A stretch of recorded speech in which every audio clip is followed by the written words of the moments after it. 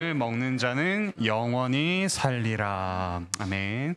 오늘 웨스트민스터 대교리 문답 168에서 173문답 함께 공부하겠습니다. 지금 우리는 은혜의 방편, 은혜의 외적인 방편들에 대해서 함께 공부하고 있는데 그 첫 번째 방편이 바로 설교, 선포되는 말씀이었습니다. 그리고 두 번째 은혜의 방편이 바로 성례인데 그 중에서 성례 중에 첫 번째는 세례였고 그리스도와 함께 죽고 함께 사는 세례였죠. 그리고 오늘과 다음번에 다룰 게 성찬입니다.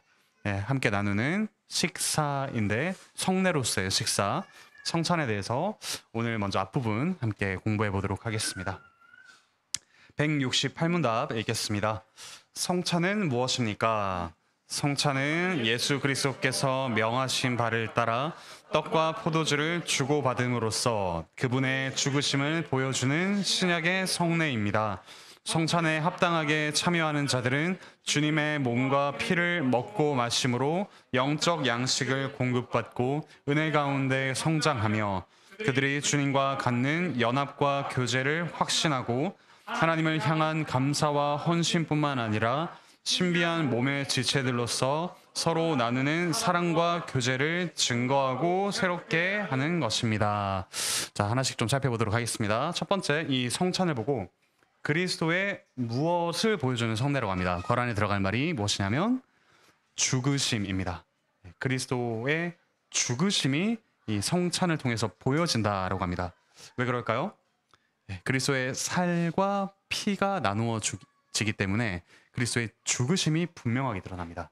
한편 앞서 세례는 그리스도의 죽으심과 부활과 연합하는 것을 보여주었죠. 성찬은 조금 더 그리스도의 죽으심을 더 명확하게 보여줍니다. 다만 이 안에 그리스도와 함께 살아남, 부활에 대한 암시가 전혀 없는 건 아닙니다. 왜냐하면 밑에 살펴보겠습니다. 반괄호 1번 신약의 성례인데 특별히 무엇의 성취냐면 구약 6월절의 성취입니다. 우리의 구원을 이루시는 하나님, 이스라엘 백성을 넘어가셨던 그 6월절 식사가 바로 이 성찬에서 성취가 된다라고 할 수 있습니다. 그리고 6월절 어린 양으로 죽으신 그리스도는 지금 어떤 분이시냐? 우리가 그리스도의 죽으심을 기념하지만 그 그리스도는 지금 어떤 분이시냐면 바로 부활입니다. 거란에 들어갈 말 부활하셔서 승천하시고 그리고 다시 오실 그리스도이죠. 우리는 그리스도의 죽으심을 기념하지만 동시에 그분은 지금 부활하셔서 살아계시고 다시 오실 것이다 라는 고백을 함께 이 성찬 속에서 가져오는 겁니다. 그런 점에서 이 성찬을 할 때 장례식의 분위기가 되어서는 안 됩니다. 심지어 우리 신자들의 장례식도 슬퍼하지만은 않죠. 분명히 슬픔은 있지만 장래 부활에 대한 소망을 가지고 장례식을 진행합니다. 마찬가지로 성찬도 나의 죄 자체에만 집중해서 바로 나의 죄 때문에 그리스도께서 죽으셨다. 이 사실만 집중한다면 우리는 그리스도를 마치 다시는 돌아오지 못할 떠나보낸 분처럼 장례로 내보내는 그런 잘못된 관습을 성찬 때 행하고 있는 것입니다. 그런 점에서 성찬에서는 나의 죄에 대한 슬픔과 더불어 그리스도로 인한 기쁨이 동시에 있어야 됩니다. 그 점을 조금 이따 더 다루도록 하겠습니다. 고린도전서 11장 26절 같이 읽겠습니다. 시작. 너희가 이 떡을 먹으며 이 잔을 마실 때마다 주의 죽으심을 그가 오실 때까지 전하는 것이니라. 두 개가 다 있죠. 그의 죽으심을 오실 때까지. 그분은 죽으셨지만 오실 것이다. 이 두 가지가 모두 성찬에서 기억되어야 할 내용입니다. 자, 그렇다면 성찬의 의미가 무엇인가 조금 더 구체적으로 살펴보겠습니다. 첫 번째로 주님의 몸과 피를 먹고 마시는 것이라 합니다. 한마디로 식사이죠. 그래서 영적, 뒤에 거론에 들어갈 말 양식입니다. 영적 양식을 공급받고 은혜로 성장하는 것입니다. 그러니까 이 성찬이 은혜의 외적 방편이라는 말은 우리가 구원받고 살아가는 힘이 우리 안에 있는 것이 아니라 밖에서부터 낯선 그 은혜가 우리에게 들어온다라는 걸 분명하게 보여줍니다. 내 안에 선함이 있어서가 아니라 그리스도가 나의 안에 들어오셨기 때문에 내가 살아간다라는 걸 분명히 보여주죠. 우리가 밥을 먹어야 살 수 있듯이 우리가 광합성해서 살진 않죠. 밥을 먹어야 살 수 있듯이 그리스도를 먹어야 살 수 있다라는 걸 분명히 보여줍니다. 마태복음 26장 26절에서 28절 중간에 좀 생략됐는데 같이 한번 주보 있는 거 읽겠습니다. 시작. 받아서 먹으라. 이것은 내 몸이니라. 너희가 다 이것을 마시라. 이것은 죄사함을 얻게 하려고 많은 사람을 위하여 흘리는 바 나의 피 곧 언약의 피니라. 그리스도께서 먹으라 마시라 너희가 그로 인해 살 것이다 라고 말씀해 주십니다. 이렇게 먹고 마심이 첫 번째 의미였고요. 두 번째는 주님과 갖는 거란에 들어갈 말 연합입니다. 연합. 주님과 갖는 연합과 교제를 확인하는 성례가 바로 성찬입니다. 즉 그분이 우리에게 자기 자신을 내어주셔서 우리 안에 거하시는 걸 눈으로 보여주시오. 고린도전서 10장 16절 같이 읽겠습니다. 시작. 우리가 축복하는 바 축복의 잔은 그리스도의 피에 참여함이 아니며 우리가 떼는 떡은 그리스도의 몸에 참여함이 아니냐. 여기서 참여한다라고 합니다. 우리가 그냥 들어오세요라고 가만히 있는 것이 아니라 그분의 몸과 피에 참여하는 것입니다. 그분은 우리에게 자기를 내어주시고 우리는 그분께 참여하는 것. 그러니까 연합과 교제가 일어나는 것이 바로 성찬입니다. 그 다음 세 번째, 무언가를 증거하고 새롭게 합니다. 그 중에서 첫 번째 내용은 뭐냐면 괄호 안에 들어갈 말 하나님입니다. 하나님을 향한 감사와 헌신을 증거하고 새롭게 하는 실제적인 은혜를 누리고 표현하는 것이 바로 성찬입니다. 고린도전서 10장 21절 성찬의 의미를 이렇게 표현합니다. 같이 읽겠습니다. 시작.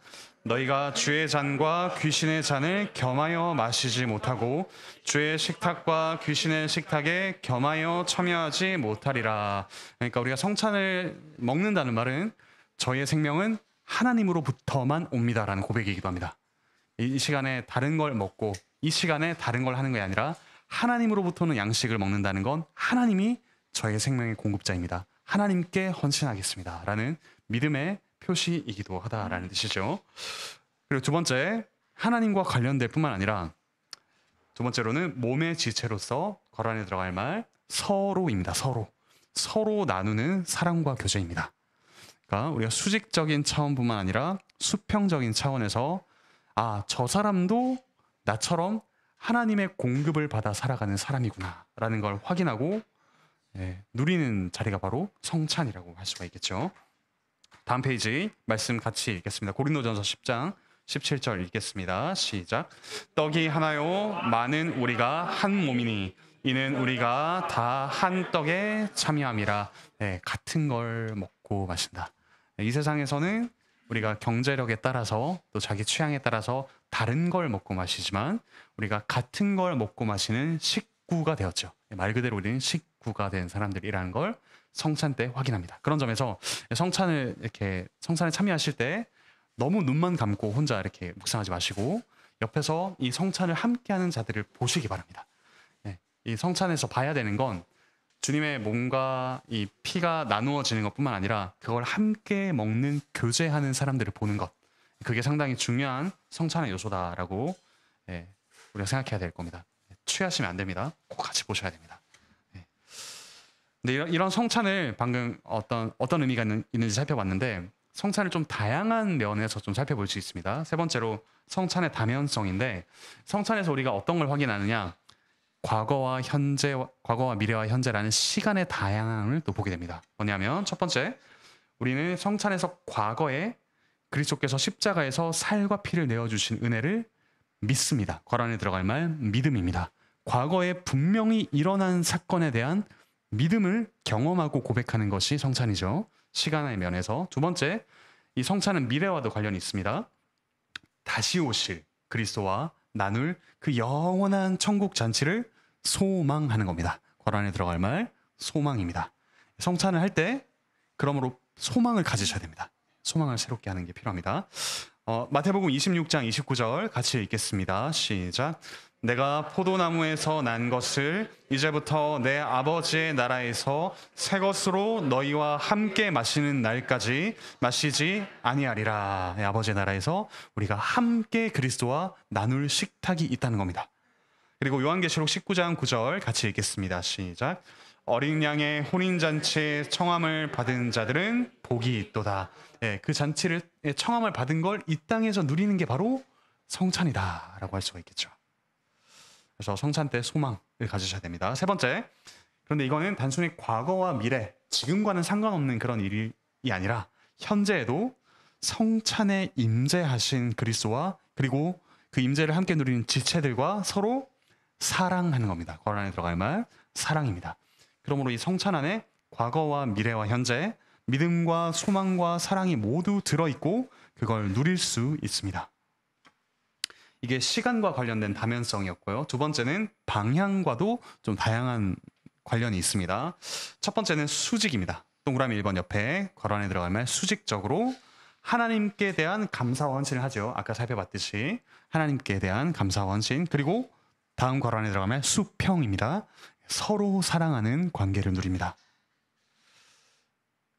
그리고 다음으로 동그라미 2번 옆에 괄호 안에 들어갈 말은 내부입니다. 내부. 우리 안을 향하여 우린 가족 간의 교제를 누립니다.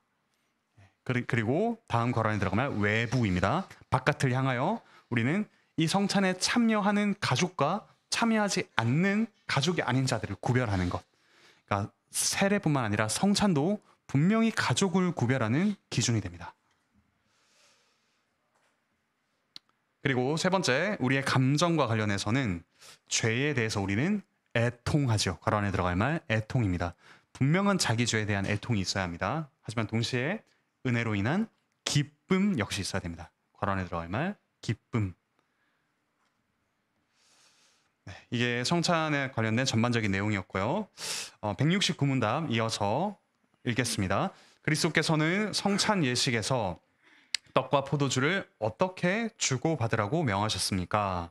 그리스도께서는 자기의 말씀의 사역자들에게 명하시기를 성찬 예식을 수행할 때는 말씀과 감사와 기도로 떡과 포도주를 일반적인 용도로부터 구별하고 떡을 취하여 떼고 떡과 포도주를 수찬자들에게 나누어 주라고 하셨습니다.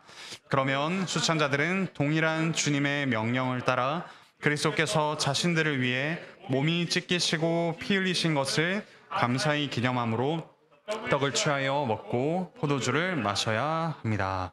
네, 그리스도께서 이 성찬과 관련한 방식도 말씀해 주셨는데 먼저 이 성찬을 집례하는 집례자는 누구냐면 말씀의 사역자들입니다. 괄호 안에 들어갈 말 말씀입니다. 왜냐하면 이 성례를 통해 그리스도께서 우리를 위해 행하신 일, 그 복음, 은혜가 눈에 보이도록 전달되기 때문이죠. 그런 점에서 이 성례를 보이는 말씀이라고도 하죠.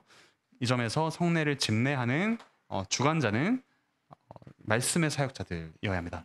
근데 동시에 우리는 장로님들이 함께 하시죠. 왜냐하면 이 성찬을 나누는 일과 권징이 상당히 관련이 있기 때문에 그 말씀대로 살아가는 성도들을 살피는 장로들 역시 이 성례를 함께 집례하는 자들입니다. 하지만 그 앞에서 성찬의 의미를 가르치고 말하는 자는 말씀의 사역자입니다. 그리고 이 성찬이 또 구별됨으로써 시행되어야 됩니다. 말씀과 감사와 기도로. 사실 우리가 나누는 떡과 포도주, 이 음료는 일반적으로 밖에서 사는 거죠. 우리가 여기서 직접 만들진 않습니다. 이거 자체가 거룩한 게 아니라 이게 성찬에서 우리에게 나누어지기 때문에 그것이 보여주는 또 전달하는 은혜가 있기 때문에 구별한다라고 할 수 있습니다. 이 자체가 특별한 게 아니라 이게 말씀과 기도와 감사로 구별되기 때문에 이것이 특별하다라고 이야기를 하죠. 그러면 집례는 어떻게 해야 되냐? 다음 페이지 보시면 4가지 요소가 있습니다.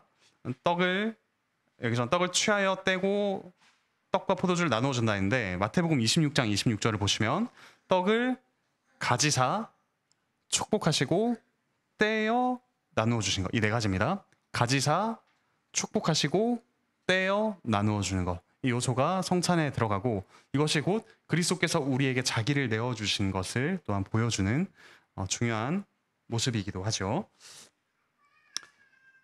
네, 그리고 이 집례되는 성찬에 어떻게 참여해야 되느냐. 4번째, 참여는 집례를 명령하신 동일하신 주님의 명령을 따라 우리가 감사하고 또 기념함으로써 참여해야 된다라고 합니다. 참여와 관련해서 뒤에 또 계속해서 이어집니다. 170문답 읽겠습니다. 성찬에 합당하게 참여하는 이들은 그 예식을 통해서 그리스도의 몸과 피를 어떻게 먹고 마시게 됩니까? 그리스도의 몸과 피가 성찬의 떡과 포도주 안에 함께 또는 아래에 육체적으로나 물질적으로 임재하지는 않지만 수찬자들에게 외적으로 느껴지는 것과 똑같은 정도로 참되고도 실제적으로 그들의 믿음에 영적으로 임재합니다.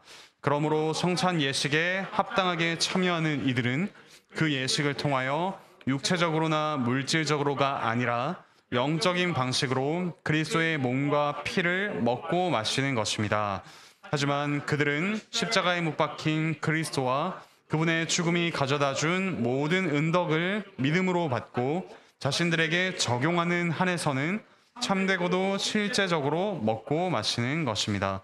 좀 긴데 나눠서 보도록 하겠습니다. 첫 번째, 이 성찬이 실제 유효하게 적용되는 데 대해서 오해가 있죠. 잘못된 이해가 있습니다. 바로 떡과 포도주 안에 함께 아래에, 즉 다른 말로 하면 육체적으로, 물질적으로 임재한다라는 겁니다. 떡과 포도주가 진짜 그리스도의 살아계신 그리스도의 살과 피로 물질적으로 변화한다라는 화채설이나 혹은 그 안에 그리스도께서 육체로 함께 하신다라고 하는 공제설이나 혹은 이것과 반대로 이건 실제적인 건 아무것도 없다. 그냥 우리가 머릿속으로 기념하는 거다라고 하는 기념설을 모두 반대하는 겁니다. 그 점에서 사도행전 3장 21절 우리 같이 읽겠습니다. 시작. 만물을 회복하실 때까지는 하늘이 마땅히 그를 받아들이라. 여기서 그는 그리스도십니다. 그분은 승천하여 계십니다. 그분의 육체는 승천하여 하나님 보좌 우편에 앉아 계시죠. 그분이 떡과 포도주로 함께 오신다는 건 그러므로 영적으로 오신다라는 겁니다. 육체가 변한다는 게 아니라 하늘에 계신 그리스도가 성령님을 통하여 우리에게 오신다라는 거고, 그리고 이게 밑에 좀 살펴보도록 하겠습니다. 영적인 임재, 이번 영적인 임재인데 그럼 영적으로 임재하는 건 도대체 무슨 말인가? 이 말입니다. 임재 현장 곧 믿음에 임재한다라는 겁니다. 괄호 안에 들어갈 말 믿음입니다.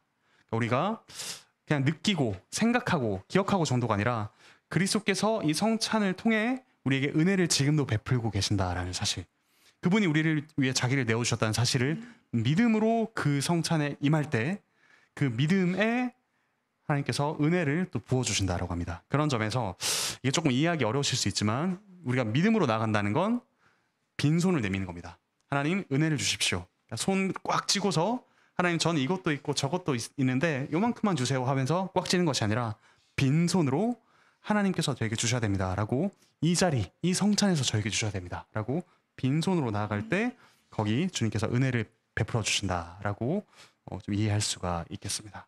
믿음은 은혜를 받는 빈손이다라고 이해할 수가 있겠죠. 근데 이거는 영적일 뿐만 아니라 실제적이다라고 합니다. 어떻게 실제적으로 임재하냐? 그리스도와 그분의 은덕을 믿음으로 받고 자신에게 적용할 때 성령 하나님께서 이를 통해서 역사하신다라고 합니다. 그래서 고린도전서 10장 16절 아까 읽었는데 다시 한번 읽겠습니다. 시작. 우리가 축복하는 바 축복의 자는 그리스도의 피에 참여함이 아니며 우리가 떼는 떡은 그리스도의 몸에 참여함이 아니냐. 이것을 참여한다라고 분명하게 이야기를 하고 있습니다. 이걸 통해 은혜를 베푸시는 주님. 그런 점에서 이 성찬을 이렇게 정리할 수 있겠습니다. 그리스도께서 성찬을 통해 우리에게 오십니다. 영적이고 실제적으로 오시고 우리는 믿음으로 그 그리스도께 나아갑니다. 그러니까 그리스도의 오심과 우리의 나아감, 이 둘이 만나는 교제가 바로 성찬이라고 할 수 있겠죠. 그런 점에서 성찬을 다른 말로 유카리스트라고 하는데 이거는 감사입니다. 감사라는 의미에서 유카리스트라고도 하고 다른 말로 커뮤니언이라고도 합니다. 교제라고 하죠. 성찬은 그리스도께서 우리에게 오시고 우리가 그리스도께 나아가는 교제의 현장이다. 그러니까 너무 슬퍼하지 마셨으면 좋겠습니다. 남자친구, 여자친구가 만나는데 슬퍼하기만 하면 저희를 좀 의심하게 되겠죠. 우리는 우리를 위해 죽으신 그리스도를 기쁨으로 또 맞이해야 합니다.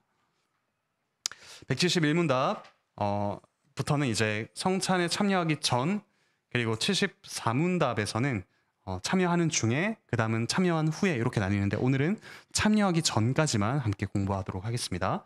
171문답 읽겠습니다. 성찬의 성례를 받는 사람들은 성찬에 참여하기 전에 어떻게 자신들을 준비해야 합니까? 성찬의 성례를 받는 사람들은 성찬에 참여하기 전에 성찬을 위해 다음과 같이 자신들을 준비해야 합니다. 자신들이 그리스도 안에 있는지에 대해, 자신들의 죄와 부족함에 대해, 자신들의 지식과 믿음과 회개와 하나님과 형제들에 대한 사랑과 모든 사람에 대한 긍휼과 잘못한 이들에 대한 용서의 진실성과 분량에 대해, 그리고 그리스도를 향한 자신들의 갈망과 자신들의 새로운 순종에 대해 스스로를 살펴야 합니다. 또한 이 덕목들을 반복적으로 실천함과 깊은 묵상과 뜨거운 기도로 성찬을 준비해야 합니다. 자, 크게 두 가지로 나눌 수 있습니다. 자기를 살피는 것과 또한 실천하는 것입니다. 첫 번째, 살핌에 대해서 보겠습니다. 무엇을 살펴야 하냐? 가장 먼저 우리가 그리스도 안에 있는지에 대해서 살펴야 한다는 겁니다. 괄 안에 들어갈 말, 그리스도 안에입니다. 여기서 그리스도 안에 있다라는 말은 그리스도께서 나를 위해 그 모든 것을 행하셨음을 정말로 믿고 있는가? 그리고 그리스도 안에서 내가 살고 있는가? 그분을 믿음으로써 모든 생활을 하고 있는가? 좀 포괄적인 말이라고 할 수 있겠습니다. 내가 구원받았는가? 그리고 구원에 합당하게 살아가고 있는가? 고린도전서 11장 28절 같이 읽겠습니다. 시작. 사람이 자기를 살피고 그 후에야 이 떡을 먹고 이 잔을 마실지니. 그리고 두 번째는 자신들의 괄 안에 들어갈 말, 죄입니다. 죄와 부족함에 대해 살펴야 한다는 겁니다. 그러니까 이제 성찬이 하나의 거울이 되겠죠. 멀리 떨어져 있는 거울입니다. 성찬까지 나오기 전에 우리의 죄가 보여야 됩니다. 죄에 대해서 애통해하고 회개하는 마음으로 성찬에 가까이 가야 된다라는 겁니다. 고린도전서 5장 7절 같이 읽겠습니다. 시작. 너희는 누룩 없는 자인데 새 덩어리가 되기 위하여 묵은 누룩을 내버리라. 우리의 유월절 양 곧 그리스도께서 희생되셨느니라. 아까 말씀드렸듯이 이 성찬은 구약의 유월절이 성취된 겁니다. 유월절을 시작할 때 뭐를 먹죠? 유월절 어린 양뿐만 아니라 무교병을 먹습니다. 누룩 넣지 않는 그 떡을 먹는데, 그게 가리키는 바가 뭐였냐면 오늘 고린도전서 말씀은 우리가 죄로부터 멀리하면서 그 성찬을 참여하는 것, 그것을 저 멀리서부터 출애굽 때부터 가리켰다라고 할 수 있습니다. 사실 누룩 없는 떡이 무슨 의미가 있는지 우리는 좀 제대로 이해할 수가 없죠. 더 맛이 있는지, 더 맛이 없는지, 혹은 좀 급하게 나가야 돼서 그냥 안 넣고 했는지 정확하게 알 수는 없지만, 그게 가리키는 바는 우리가 우리 죄로부터 멀리하며 성찬에 참여해야 한다라는 것을 오늘날 다시 해석할 수 있다라는 겁니다. 이렇게 우리의 죄와 부족함을 살피는 작업이 매월 첫째 주 있는 성찬 전에 좀 이루어져야 되겠습니다. 세 번째, 자신들의 지식과 그다음 괄호 안에 들어갈 말, 믿음과 회개에 대해서 살펴야 합니다. 아, 정말 그리스도께서 나를 위해 자기를 내어주셨구나라는 지식, 믿음을 다시금 떠올리며 다시금 성찬의 기쁨에 미리 동참하는 것이 필요합니다. 고린도후서 13장 15절 같이 읽겠습니다. 시작. 너희는 믿음 안에 있는가? 너희 자신을 시험하고 너희 자신을 확증하라. 예수 그리스도께서 너희 안에 계신 줄을 너희가 알지 못하느냐. 계속해서 살핌이 필요한데, 특별히 성찬을 앞두고 이런 살핌이 더욱더 필요하겠습니다. 네 번째, 우리의 진실성과 어떠한 분량에 대해서 살피는데, 그걸 세 가지로 나눠볼 수 있습니다. 첫 번째로 하나님과 형제들에 대한 사랑이 우리에게 있는가? 괄호 안에 들어갈 말, 사랑입니다. 정말 똑같은 음식을 나누는 형제들, 그리고 그걸 주시는 하나님을 내가 사랑하고 있는가 살필 필요가 있고, 두 번째, 모든 사람에 대한 긍휼을 베풀고 있는가. 사랑하는데 그것이 또한 긍휼이라는 것으로도 드러나기도 하는가. 내가 가진 것으로 꽁꽁 싸매고 있지는 않은가. 정말 나누고 있는가. 세 번째, 잘못한 이들에 대한 용서가 필요합니다. 성찬은 그리스도께서 용서하신 이들이 나누는 식탁이죠. 그런 점에서 성찬에 참여하기 전에 내가 누군가를 용서하고 있는가는 반드시 살펴야 할 내용입니다. 사도행전 2장 44절에서 46절 같이 읽겠습니다. 시작. 믿는 사람이 다 함께 있어 모든 물건을 서로 통용하고 또 재산과 소유를 팔아 각 사람의 필요를 따라 나눠주며 날마다 마음을 같이하여 성전에 모이기를 힘쓰고 집에서 떡을 떼며 기쁨과 순전한 마음으로 음식을 먹고, 우리 초대교회에서는 이렇게 나누는 식사와 성찬이 엄청나게 구별되지는 않았던 것 같습니다. 다만 이 성찬이 있을 때 고린도전서 본문을 보더라도 성찬과 구제 그리고 형제 사랑, 긍휼이 항상 묶여 있는 걸 볼 수 있습니다. 그런 점에서 이 성찬을 할 때마다 우리는 다시 한번 우리의 사랑을 돌아보고, 구체적으로는 우리가 구제를 하고 있는가 혹은 용서하고 있는가를 정직하게 돌아보아야 하겠습니다. 그리고 성찬은 그걸 북돋우는 자리가 되어야 합니다. 다섯 번째, 또 무엇을 우리가 살펴야 하냐면 그리스도를 향한 괄 안에 들어갈 말 갈망입니다. 갈망과 자신들의 새로운 순종에 대해 이걸 모두 살펴보니 저에게는 성찬에 참여할 합당한 자격이 없습니다 라고 말할 수 있지 않겠습니까? 그때마다 제겐 그리스도가 필요합니다. 성찬의 은혜를 베풀어 주십시오 라는 갈망이 있어야 됩니다. 그런 점에서 예수님께서 친히 이렇게 말씀하셨습니다. 요한복음 7장 37절 같이 읽겠습니다. 시작. 누구든지 목마르거든 내게로 와서 마시라. 이미 저는 목마르지 않습니다 라는 사람이 아니라 제가 목마릅니다. 제가 스스로 살아갈 힘이 없다는 게 이렇게 확인이 됩니다. 주님 배고픕니다. 목마릅니다. 성찬에서 은혜를 베풀어 주십시오 라는 갈망을 가지고 나오셔야 합니다. 그리고 이런 것들을 두 번째로 살핌에 이어서 실천인데, 이런 것들을 정말 반복적으로 실천을 해야 됩니다. 살핀 것에서 끝나는 것이 아니라 실제로 실천을 해야 된다라고 하고, 그리고 깊은 묵상과 뜨거운 기도로 참여해야 된다라고 합니다. 성찬에 참여하기 전에 이런 준비가 필요합니다. 그러므로 성찬 전에 꼭 이런 우리에게 베풀어 주신 은혜와 우리의 죄와 또 갈망을 가지고 묵상하시고 기도하시는 일이 필요합니다. 그러면 이제 이어지는 질문이 있을 수 있습니다. 그걸 172문답이 다루는데, 읽겠습니다.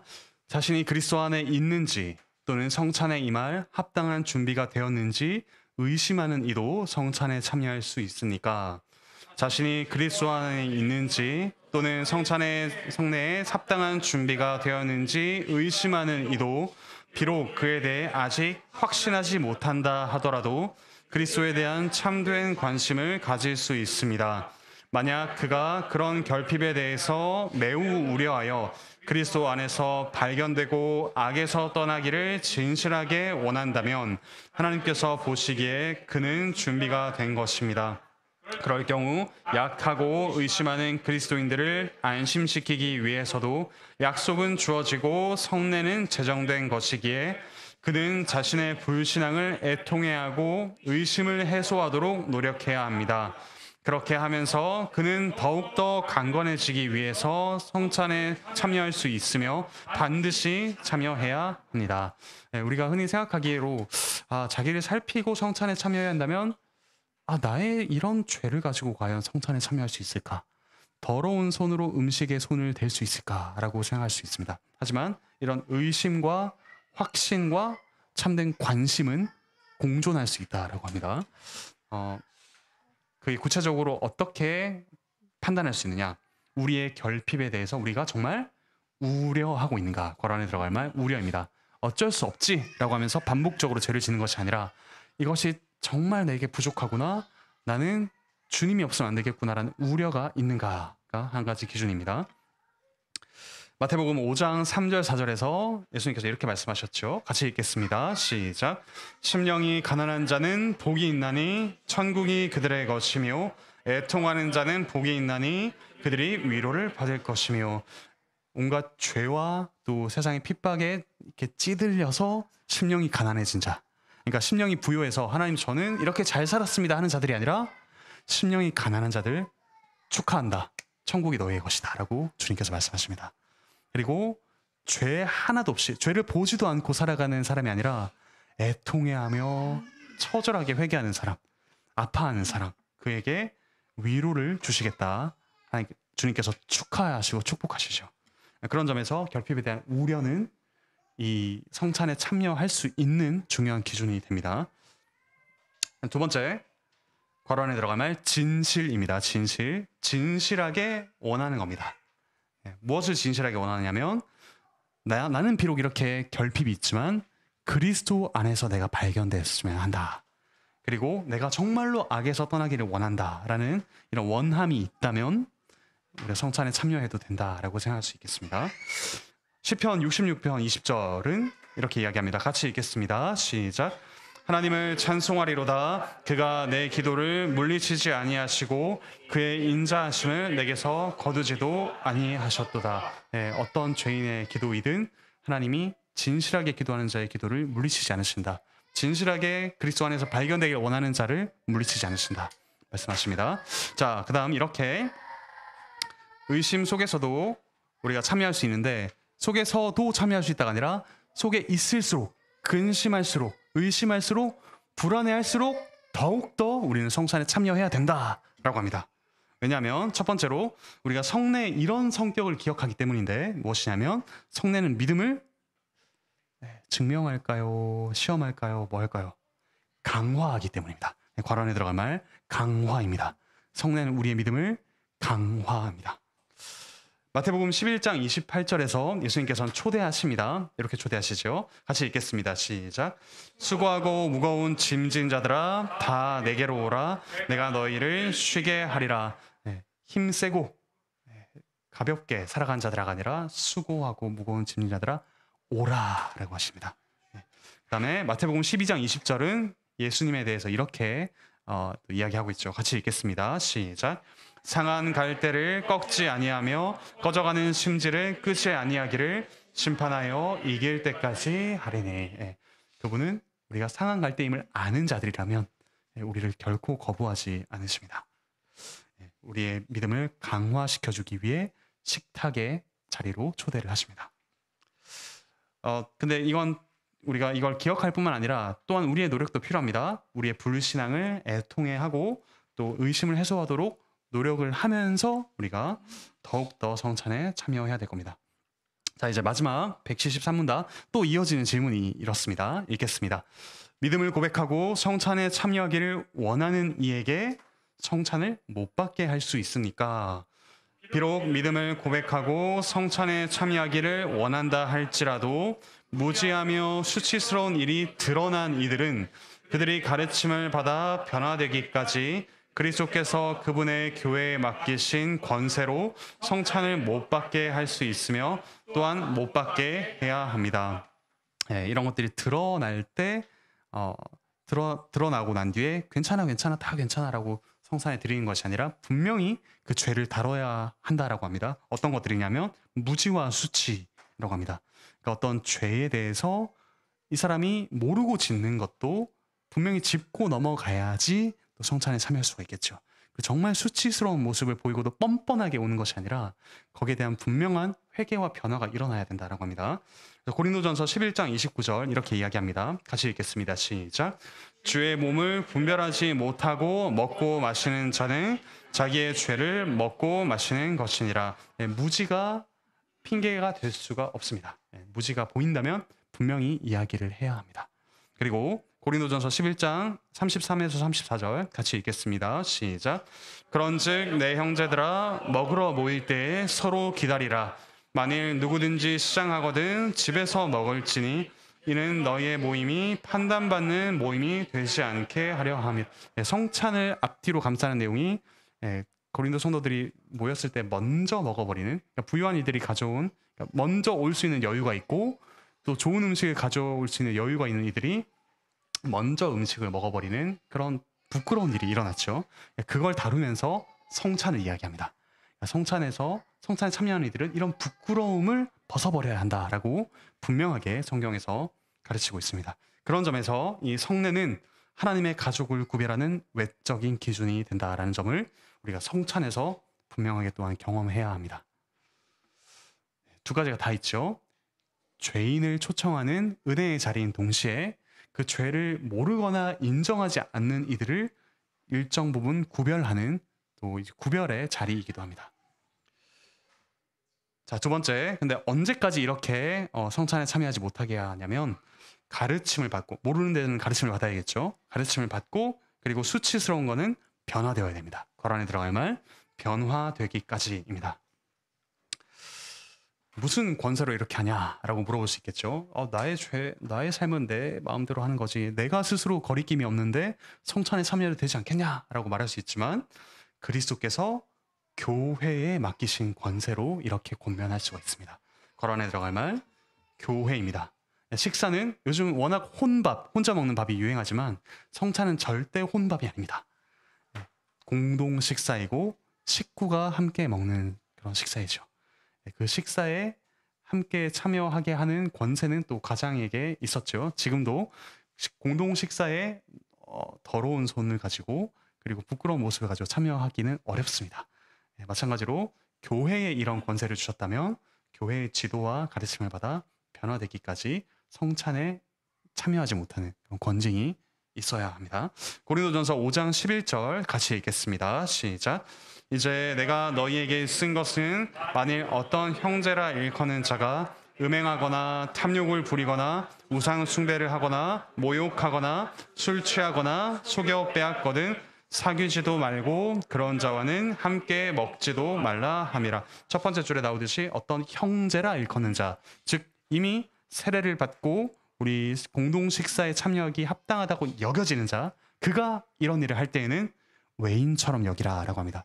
이게 교회에 주신 권세입니다. 근데 이거는 단순히 그 사람을 부끄럽게 하기 위해서가 아니라 그 부끄러움을 극복하고 무시를 극복하게 하기 위해서 실제적인 변화를 돕기 위한 일시적인 성찬에 참여의 금지라고 할 수가 있겠습니다. 네, 그런 점에서 종합하자면 이 성찬은 은혜의 외적 방편인데 이를 통해 우리가 그리스도께서 영적으로 실제적으로 임재하시는 것을 경험합니다. 우리를 위해 자기를 내어주신 그리스도, 그분의 은혜를 경험하고 우리가 우리 죄를 깨달을수록 우리의 부족함을 알게 될수록 더 그 은혜를 갈망하며 참여해야 됩니다. 다만 그 죄를 모르고 있을 때나 혹은 알면서도 뻔뻔하게 살아갈 때는 권징을 받아야 합니다. 권징을 받고 그럼 나는 이제 참여하지 않을래가 아니라 변화될 수 있도록 계속해서 힘쓰고 또한 교회 전체적으로 이 사람을 다시 식사의 자리에 참여할 수 있게 권면하고 사랑하며 힘써야 하는 것이 바로 성찬이라고 할 수 있습니다. 자, 그런 점에서 제가 세례를 매주일 간접적으로 경험할 수 있는 방식이 있다 했습니다. 기억나시나요? 예배 시간에 사도신경을 통해서 우리가 세례가 삼위 하나님의 이름 안으로 받는 세례였죠. 그러니까 우리가 사도신경 때 삼위 하나님에 대한 신앙을 고백할 때마다 우리가 세례받은 자라는 걸 기억합니다. 그렇다면 성찬은 한 달에 한 번만 기억해야 될까요? 이것도 우리가 예배 시간은 아니지만 우리가 오늘도 나누셨던 공동의 식사 속에서 이게 성례는 아니지만 간접적으로 경험하셔야 됩니다. 이 시간에 밖에서 사 먹으러 가지 마시고 이 안에서 같은 음식을 먹고 같이 생명을 공급받는 자임을 이 식사 시간을 우리가 좀 더 특별하게 사용해도 우리가 좋겠다 싶습니다. 네, 오늘의